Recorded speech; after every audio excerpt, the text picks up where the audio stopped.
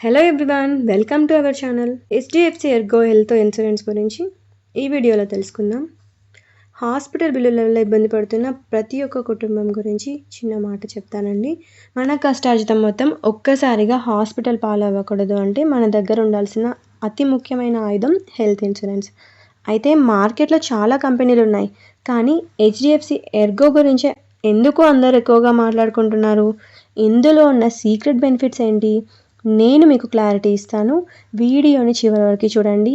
Skip చేస్తే అసలు అర్థం కాదు. ఎందుకంటే చివరిలో మీరు పాలసీ తీసుకునేటప్పుడు చేసే ఒక పెద్ద తప్పు గురించి నేను చెప్తాను. ఇప్పుడు వీడియోలోకి వెళ్దాం. మనం ఇన్సూరెన్స్ కట్టేది క్లెయిమ్ వస్తుందనే నమ్మకంతోనే కదా. హెచ్డిఎఫ్సి ఎర్గోకి ఇండియాలోనే 1.5 కోట్లకు పైగా కస్టమర్స్ ఉన్నారు. వీరి క్లెయిమ్ సెటిల్మెంట్ రేషియో 99% కంటే ఎక్కువగా ఉంది. అంటే మీరు క్లెయిమ్ చేసినప్పుడు డబ్బులు రావడానికి అవకాశాలు చాలా ఎక్కువగా ఉంటాయి. వీరి నెట్వర్క్ హాస్పిటల్స్ 12,000 పైగా ఉన్నాయి. అంటే మీ ఇంటి పక్కన పెద్ద హాస్పిటల్లో కూడా మీరు క్యాష్లెస్ ట్రీట్మెంట్స్ తీసుకోవచ్చు. HDFC Ergo optima secure plan top 5 benefits గురించి నేను క్లియర్గా చెప్తాను. First one, secure benefits. మీరు 5 లక్షల పాలసీ తీసుకుంటే అది డే 1 నుంచే 10 లక్షలుగా మారిపోతుంది. అంటే కట్టిన ప్రీమియం డబల్ కవరేజ్ వస్తుంది. Next, plus benefit. మీరు క్లెయిమ్ చేయకపోయినా ప్రతి సంవత్సరం మీ ఇన్సూరెన్స్ అమౌంట్ అనేది 50% పెరుగుతుంది. అంటే ఇంచుమించు 2 ఏళ్లలో 100% వరకు, అంటే 2 ఏళ్లలో 100% వరకు పెరగవచ్చు. Next, restore benefit. Restore benefit అంటే ఏం లేదండి, ఒకవేళ ఒకే ఇంట్లో ఇద్దరికీ ఆరోగ్యం బాగాలేక ఇన్సూరెన్స్ అమౌంట్ అనేది అయిపోయిందనుకోండి, కంపెనీ మళ్ళీ 100% అమౌంట్ని రీఫిల్ చేస్తుందన్నమాట. Next, protect benefit. సాధారణంగా మాస్కులు, గ్లౌజులు వంటి కన్జ్యూమబుల్స్కి ఇన్సూరెన్స్ డబ్బులు ఇవ్వరు, కానీ ఈ ప్లాన్లో ఆ ఖర్చులు కూడా కంపెనీయే భరిస్తుంది. Next, last one, individual and family floater.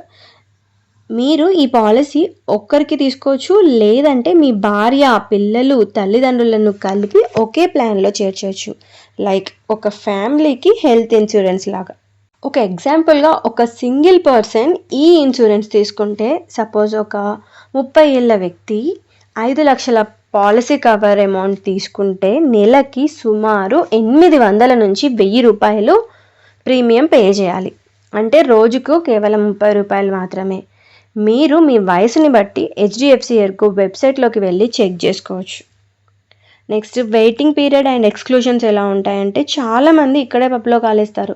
Policy తీసుకోగానే అన్నింటికీ డబ్బులు రావు. 30 days వెయిటింగ్ పీరియడ్ అనేది ఖచ్చితంగా ఉంటుంది.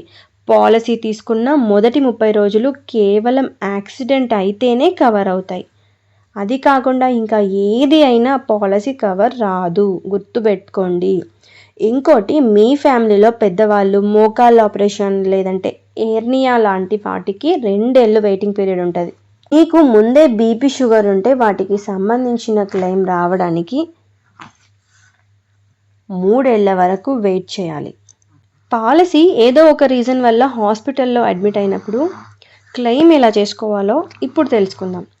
మీరు హాస్పిటల్లో చేరినప్పుడు మీ ఇన్సూరెన్స్ ఈ కార్డ్ చూపిస్తే సరిపోతుంది.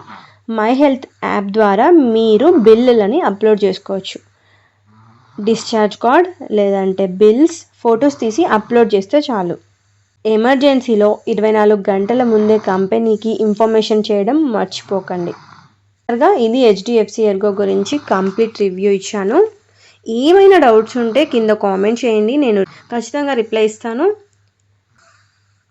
వీడియో స్టార్టింగ్లో ఒక పెద్ద తప్పు గురించి చెప్తానన్నాను కదా, అదేంటంటే చాలామంది పాలసీ తీసుకునేటప్పుడు తమకున్న బీపీ, షుగర్ లేదంటే ఇతర చిన్న చిన్న ఆరోగ్య సమస్యలను ఇన్సూరెన్స్ కంపెనీకి చెప్పారు. అలా చెప్తే ప్రీమియం పెరుగుతుందనుకుంటారో లేదంటే పాలసీ రాదని భయపడతారో, కానీ ఇది మీరు చేసే అతి పెద్ద తప్పు.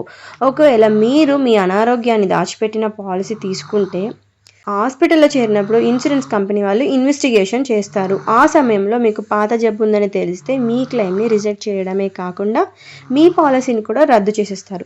అప్పటి వరకు మీరు కట్టిన ప్రీమియం మొత్తం వృధా అయిపోతుంది. అందుకే పాలసీ తీసుకునేటప్పుడు ఏ విషయాన్ని దాచకండి.